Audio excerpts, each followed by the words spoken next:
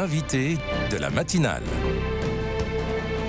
KTO Radio. L'invité de la matinale aujourd'hui, maître Patrice Bonduel, notaire. Bonjour maître. Bonjour, bonjour. Alors, on vous reçoit ce matin parce que le notaire est quelqu'un qui s'intéresse à beaucoup de problématiques familiales, donc ça nous concerne tous. Peut-être d'un mot, on redit le rôle du notaire. Vous avez choisi de vous spécialiser en droit de la famille et en fiscalité en particulier, précisément parce que voilà, ça touche à l'organisation de la société, mais aussi finalement des relations assez intimes.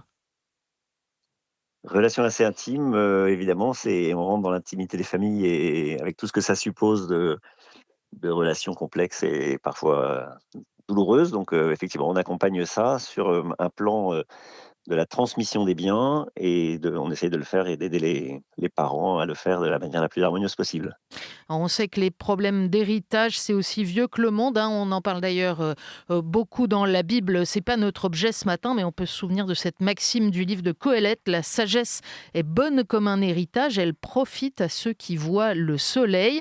En attendant, on sait aussi que l'héritage, c'est un des grands motifs de brouille familiale. Parce que, en réalité, il n'y a pas qu'une question de transmission matérielle, maître. Alors, c'est un peu le malentendu qu'il faut qu'on lève, c'est qu'il ne faudrait pas imaginer, que les décisions des parents, en matière d'anticipation successorale et autres, soient la mesure de l'amour qu'ils ont pour moi. Et très souvent dans les familles, on se rend compte qu'il y a de la souffrance et de l'émotion et des excès de réaction parce qu'on assimile, l'organisation de la transmission à, un baromètre, de de l'amour familial et cetera. Ce qui fait qu'il y a une recherche de suréquité, parfois un petit peu maladive, un petit peu excessive, qui peut créer des situations absurdes et compliquées. Et ça peut réactiver aussi des tas de choses de l'histoire Oui, familiale, de celui ou celle oui, qui oui, se oui, bien sent sûr. moins apprécié ou moins reconnu, ou au contraire qui a le sentiment que tel de la fratrie prend toute la place. Voilà, c'est sûr que ça peut être, tout ça qui ressort de manière très amplifiée, chez des gens de 60 ans, oui, tout à fait, c'est ce qu'on vit souvent et ce qu'on essaye de désamorcer en mettant, alors déjà en amont, en parlant aux parents et en essayant que les parents assument un rôle puisque, nous considérons, nous, notaires, vraiment que les parents, ils ont une responsabilité majeure dans la la qualité de la relation entre les frères et sœurs et donc, aussi notamment incidemment dans l'équilibre du partage et du fait que la transmission familiale se fera paisiblement et sans rancune. Donc c'est vraiment tout d'abord la responsabilité des parents et nous accompagnons les parents dans cette espèce de souci de délicatesse, de souci de transparence et on pourra peut-être parler de la transparence tout à l'heure parce que c'est vraiment un sujet qui me préoccupe beaucoup et puis voilà, que les parents prennent des décisions claires, limpides, qu'ils les assument avec force, qu'ils les annoncent, voilà, que ce soit bien clair et ils ont ce rôle, les parents, vraiment d'avoir bien organisé les choses. Et puis après, chez les enfants, bien sûr, chacun assume sa part et doit, heu, payer aussi et on accompagne aussi les enfants, enfin ou les héritiers, pour qu'ils mettent un peu de distance avec ces enjeux patrimoniaux et voilà, que ça ne devienne pas obsessionnel pour eux, que ce soit un peu Oui, léger pour eux, voilà, que ce soit pas qui trop. sont des enfants, vous le disiez, hein, qui sont de plus en plus âgés en réalité au moment où ils héritent Oui, avec l'allongement de la durée de la vie. Aujourd'hui, on hérite plutôt après 60 ans et non plus oui, comme oui, oui, c'est autrefois sûr, à c'est l'âge où sûr. on construit sa vie. C'est aussi un sujet. Si je vous entends bien, maître, une des responsabilités des parents, c'est d'abord fixer des dispositions testamentaires, que les choses soient claires, et puis en parler en famille, qu'il n'y ait pas de tabou sur le sujet. Oui, alors ça peut être des dispositions testamentaires et ou des anticipations avec des véritables donations, donc des transferts de propriété qui ont lieu du vivant des parents sous leur autorité, avec des partages qui sont faits, avec, toute une négociation, ou une discussion familiale qui fait que ça se passe et qu'on est d'accord, ce qu'on reçoit nous convient, voilà, on peut exprimer de la reconnaissance aux parents, enfin tout ça, se fait. Alors vous dites: «On en parle en famille», oui, je dirais on en parle aussi d'abord peut-être en tête-à-tête avec l'enfant, et voilà, pour arriver à un consensus, quelque chose qui n'est pas imposé par les parents aux enfants collectivement, qui soit quelque chose dans un dialogue assez constructif et fin. Et je compte beaucoup sur les mamans souvent pour être un peu délicates parce que les papas, alors pardon pour la caricature un peu genrée, mais parfois voilà, le papa, il va avoir sa feuille Excel et il aura tout pensé dans sa tête et puis, peut-être que les sensibilités familiales, la maman devra un peu les accompagner, les susciter un petit peu voilà, d'accompagnement autour de ça pour que les choses se passent, harmonieusement.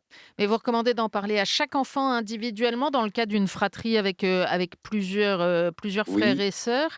À oui, un oui, moment, oui, ne s'il y a des faut-il pas que partages à tout le monde venir, entende la même chose? il faudra que tout le monde entende la même chose, mais il faudra peut-être quand même sonder, les uns et les autres pour, sentir s'il y a des voilà, est-ce qu'il y a des angles d'attaque, des attributions, des choses qui se dessinent et ça, faut peut-être le faire en tête à tête avec l'enfant d'abord, parce que ses réactions sont respectables, mais elles peuvent être, mal perçues par les frères et sœurs. Donc il y a vraiment quelque chose de vous voyez, d'une progression dans la prise de décision qui fait que peut-être dans un premier temps, les parents disent: «Ben, voilà, on a pensé à ça, qu'est-ce que tu en dis?» et cetera et que les choses se construisent comme ça tout doucement. Une démarche Et nous, les de notaires, on accompagne ça, voilà, de vraiment, en délicatesse et où les parents ont vraiment un rôle à jouer, pour être sûr que ça passe bien et si c'est pas consensuel, il faut peut-être pas faire. Et si c'est pas consensuel, souvent dans les familles, on va faire des sauts fiscaux, c'est-à-dire qu'on va faire des transmissions en nue propriété et cetera. Je peux rentrer dans le détail technique si vous voulez, mais en tout cas des opérations qui sont fiscalement extrêmement pertinentes et parfaitement légales bien sûr, d'anticipation successorale.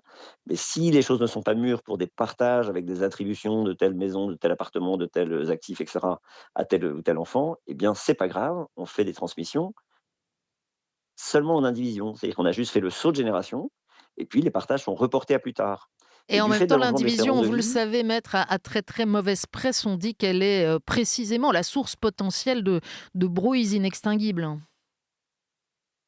C'est pas du tout ma lecture, parce que je sais bien que l'indivision a une mauvaise presse, mais en fait l'indivision c'est une somme de personnes qui sont invitées à s'entendre. Donc, quand l'indivision va mal, c'est parce que les personnes s'entendent mal, c'est pas la faute de l'indivision. L'indivision, c'est juste la situation dans laquelle on est quand on est plus qu'un héritier. Donc là, si on a la chance d'avoir des frères et sœurs, ben oui, on sera en indivision sur, les actifs que les parents n'auront pas partagés et l'indivision, c'est une situation assez juste puisqu'elle permet justement d'être complètement en égalité. Quand j'ai un tiers d'un bien, je suis sûr que la part de ma sœur est la même que moi, donc c'est plus rassurant que de se dire: «J'ai reçu, telle maison et que ma sœur a reçu telle autre et que peut-être je suis inquiet de l'équilibre des valeurs». L'indivision, ça peut être une solution d'attente qui est assez pertinente. En plus, l'indivision, quand on est seulement nu propriétaire et que les parents restent usufruitiers, clairement, il ne se passe rien. J'ai aucun pouvoir de nuisance, voilà, c'est juste, on a fait le saut fiscal et comprenez bien, il ne se passe rien. Les enfants n'ont pas accès à proprement parler au capital, donc c'est pas, il n'y a pas d'enjeu négatif. Et ils se retrouveront à la succession dans la situation où ils auraient été si les parents n'avaient rien fait. Sauf que la fiscalité aura été payée d'avance. Ouais, alors vous parlez de fiscalité justement, est-ce que, c'est un des points de réflexion majeurs chez ceux qui viennent vous voir pour prendre des dispositions que de minimiser, la part fiscale? Alors ça peut être une de leurs motivations, bien sûr, et ils ont raison puisque la loi fiscale organise et assume que quand on anticipe, c'est moins cher. Donc, ne nous privons pas de cette faculté d'anticipation qui est vraiment astucieuse. Il faut savoir que la fiscalité des successions en France est extrêmement lourde, y compris en ligne directe, c'est-à-dire de parents à enfants. À partir d'un certain seuil, on a une fiscalité qui schématiquement est de l'ordre de 20 et jusqu'à 45, ce qui est les gens ouvrent des yeux écarquillés en disant: «L'État prend quasiment la moitié de la succession».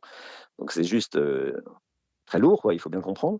La France est d'ailleurs le pire pays de l'OCDE, hein. Il faut quand même savoir que sur, les 22 ou 23 pays de l'OCDE, la France est dans les dernières ou avant-dernières avec la Corée du Sud. Donc on n'est pas très fiers de cette performance.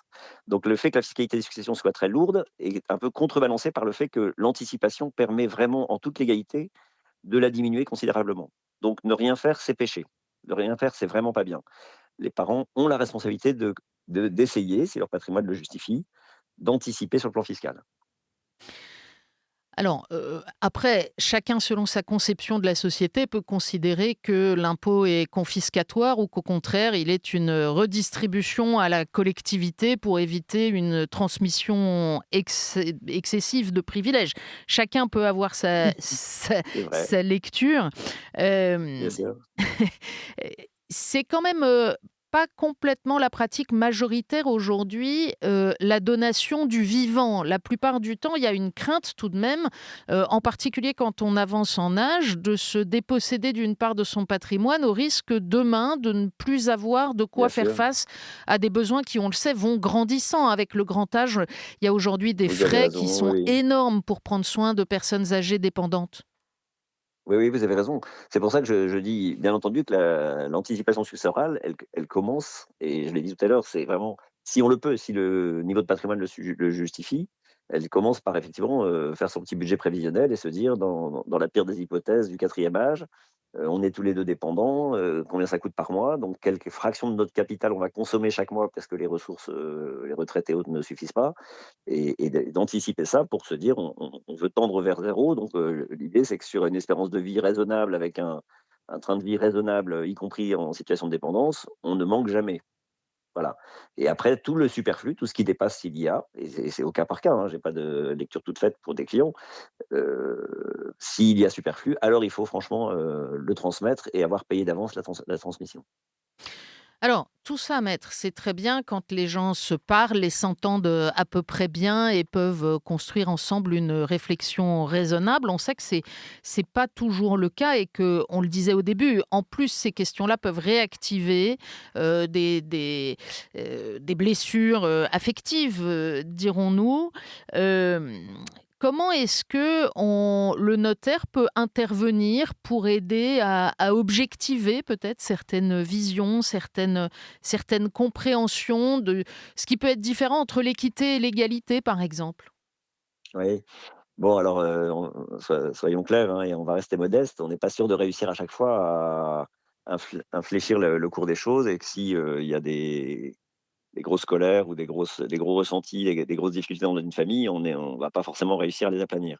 Mais en tout cas, moi, de ma petite expérience, vraiment, j'insiste beaucoup sur la responsabilité des parents d'être, en clarté, donc d'être en vérité, de ne pas faire des trucs sous le tapis. Ça, c'est vraiment le la pire des situations, c'est quand ma sœur a reçu des trucs et je ne le savais pas, je l'ai appris au décès, enfin voilà.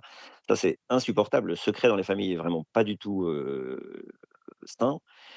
1er point. 2e point, puisqu'ils font des choses, ils prennent des décisions, ils les assument avec courage et ils les annoncent, donc c'est vraiment une question de courage. J'ai un peu envie de parler d'une forme de vertu de force des parents. Et bah, il faut qu'ils soient vraiment, courageux dans leur prise de décision, raisonnables mais courageux et bien conseillés.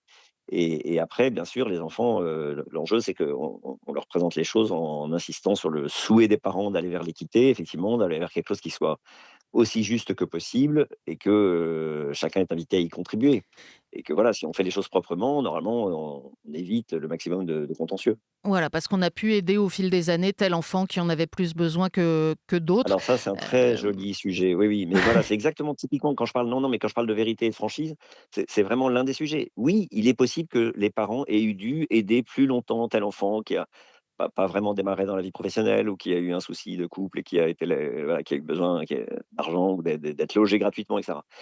Très bien, et heureusement, c'est la solidarité familiale qui s'exprime.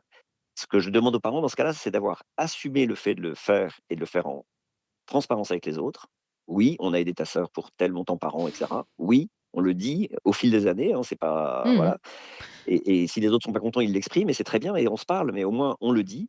Et deuxièmement, les parents vont prendre parti pour dire: «À notre succession, il y aura rétablissement, ou il n'y aura pas rétablissement, ou il y aura rétablissement partiel», et ça, c'est aux parents de le dire. Parce que C'est la si les parents vertu l'ont pas de dit, force que vous évoquiez. Il y aurait ben beaucoup de voilà, sujets voilà, et puis encore, mais de on retient, maître, la nécessité de se faire, conseiller, de se faire aider, de réfléchir, en amont, de poser les choses et de parler, d'être en avec, transparence, les voilà, exactement. concernés. Merci beaucoup, maître, de nous avoir éclairés sur ces points ce matin et Merci, d'avoir été notre invité. Bonne journée.